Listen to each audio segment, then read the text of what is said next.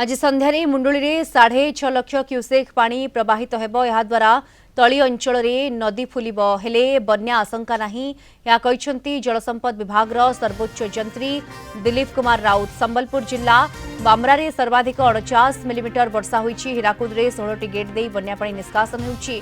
आज संध्यारे 6,50,000 क्यूसेक पानी मुंडुली प्रवाहित हेब।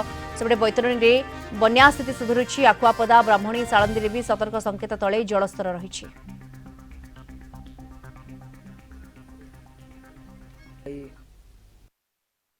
हीराकुद 16टा गेट दे जो पानी निष्कासन करिछु कालिठू जहाँ वर्षा होता तेल बेसिन से पानी प्रभाव में आज संध्या सुधा जमी मुझे 6,50,000 क्यूसेक्स जल प्रवाहित हो पारे 4टा पर मुंडली से भी 8-10 घंटा रहा धीरे धीरे कमिज मुंडली आज 12टा सुधा जल प्रवाह अच्छी 6 लाख क्यूसेक्स से मैक्सिमम 50,000 क्यूसेक्स संध्या सुधा बढ़िया बोली आम आकलन करूँ।